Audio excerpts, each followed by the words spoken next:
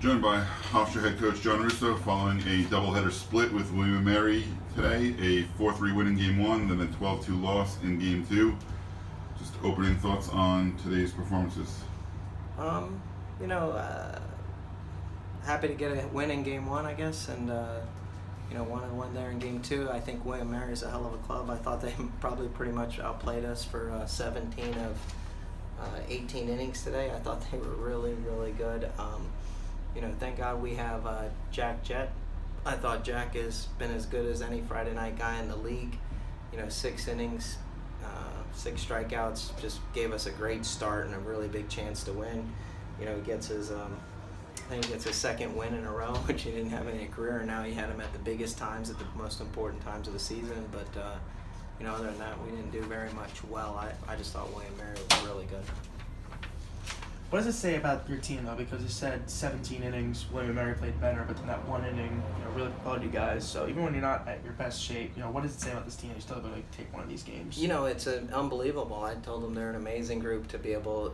At the end of the day, William & Mary is a top 100 RPI team, and you can't hide from that. And they've been as good as anybody in the league. They had won 4 in a row, and OC gets one big swing of the bat, hits the 3-run homer, really broke it open. We get a double steal to score the 4th run. That 4th run ended up being really big, and good for Andrew Monday to be able to hold on right there. Gives up a 2-run homer in the 9th, but still able to get the save. And I just super impressed. And at the end of the day, people have to remember this. They're college kids, and they took exams all day, Monday, Tuesday, Wednesday. We weren't even able to practice Monday or Tuesday because of it. They got back out here Wednesday. Some guys even took an exam this morning at 9 o'clock before it, and then you're asked to go play, one of the top teams in the CAA and one of the top 100 teams in the country. It's just tough. So super proud of them. I think they're resilient. They're going to get some rest tonight, and we'll give it a shot tomorrow. Coach, your biggest game of the season tomorrow, also the last game of the season. What were some things you saw today that you want your team to improve on to get the win tomorrow? We didn't field really well. I thought we had bad base running mistakes today. We played as poorly as we've played in a while today, and I'm still stunned that we were able to walk away with the game. I think that's our biggest accomplishment of the day. So we have yet to play our best baseball. I really want to play a clean game. Really like the pitching that we have set up to go tomorrow. I like our matchup in those directions. William & Mary still has their best arm out of the bullpen, and they got a really good freshman that started well for them all season. It's going to be a great matchup. We just need to play better baseball. We didn't play great, but we still walked away with a win. Now, what do you think about, because Ryan Rue's starting tomorrow, correct? Yes. So what's the thought on a freshman starting the biggest game of the year? How confident are you guys in him? I mean, he's arguably been our best pitcher all year. He's thrown every weekend of the season.